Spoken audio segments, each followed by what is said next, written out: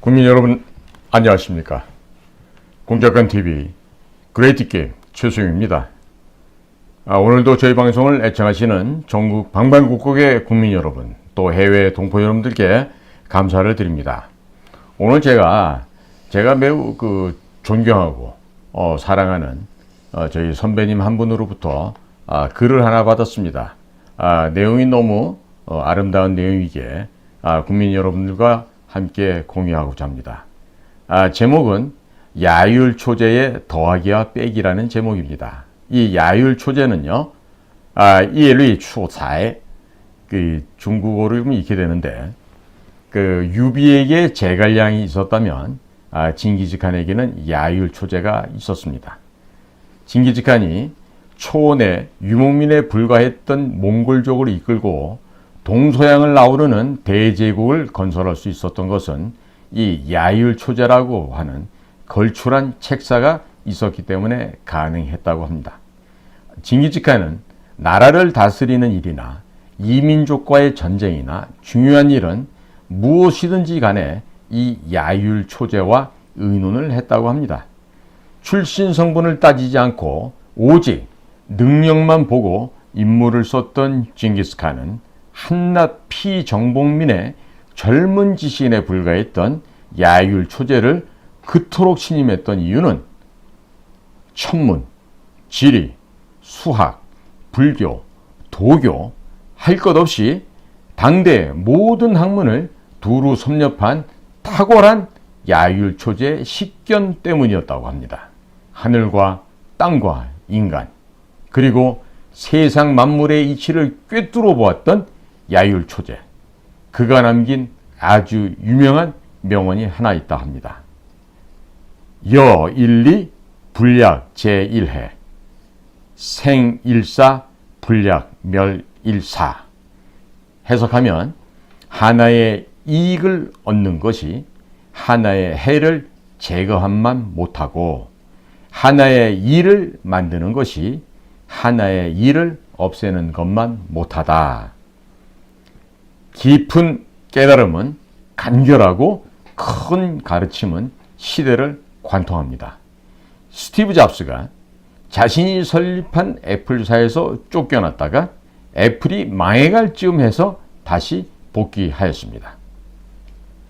스티브 잡스가 애플에 복귀한 뒤에 맨 처음 시도한 것은 새로운 제품을 추가하는 것이 아니라 불필요한 제품을 제거하는 일이었습니다.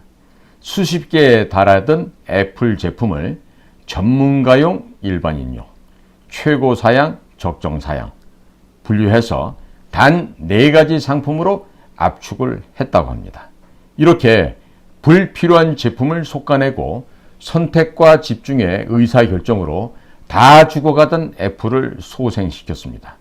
그 이후에 쏟아져 나온 애플 제품들 역시 하나같이 심플했습니다. 다른 회사들이 잡다한 기능을 덕지덕지 붙일 때에 스티브 잡스는 불필요한 기능을 하나하나 제거해 나갔습니다.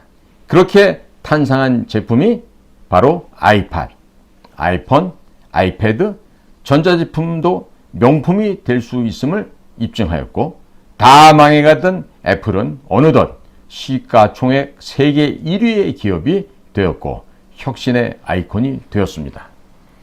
위대한 제품에는 불필요한 것을 제거한 결과물이 많이 있습니다. 즉, 미켈란젤로가 다비드상을 완성하던 날 수많은 사람들이 그 다비드상을 보기 위해서 피렌체로 몰려들었습니다.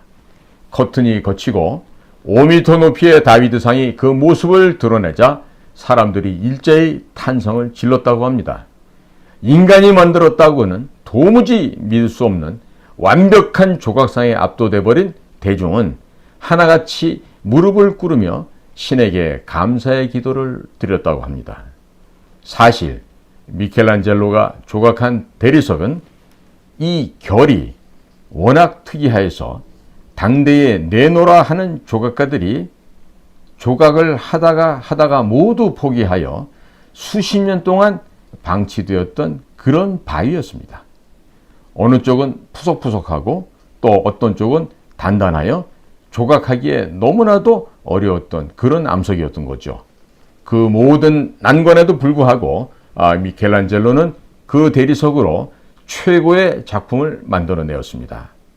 작품이 완성된 후에 어떤 방법으로 조각했기에 남들이 모두 포기한 그 대리석으로 그토록 훌륭한 조각을 할 수 있었느냐고 묻게 됩니다. 그러자 미켈란젤로는 다음과 같이 고백을 합니다.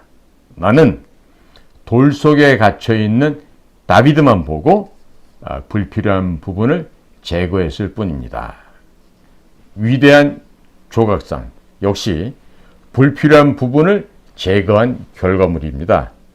몸에 좋은 보약을 지어 먹는 것보다 중요한 것은 몸에 해로운 음식을 삼가는 것입니다.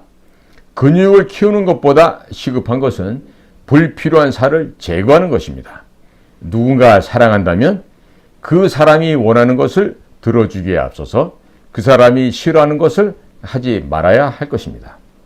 행복을 원한다면 욕망을 채우려 하기보다는 욕심을 제거하는 쪽이 훨씬 현명한 선택이 됩니다. 내 삶이 허전한 것은 무엇인가 채워지지 않았기 때문이 아니라 여전히 비우지 않고 있기 때문이라는 점이죠. 장점을 추가하는 것보다 더욱 시급한 것은 치명적인 단점을 제거하는 것입니다. 현명한 사람은 쾌락이 아니라 고통이 없는 상태를 추구한다. 누가 한 말입니까? 아리스토텔레스가 한 말이죠. 쾌락은 보태는 것이고 고통은 제거하는 것입니다. 현명한 사람은 보탬을 추구하기보다 제거함을 추구한다는 점입니다. 동방의 현인 야율 초제의 말이나 서방의 현인이었던 아리스토텔레스의 말이나 그 말의 의미는 모두 일맥상통하고 있습니다.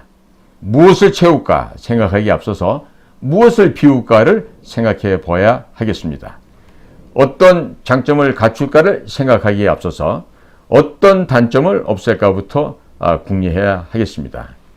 큰 가르침은 시대를 관통하면 물론이고 삶의 많은 영역에서 두루 좋은 영향을 주게 됩니다.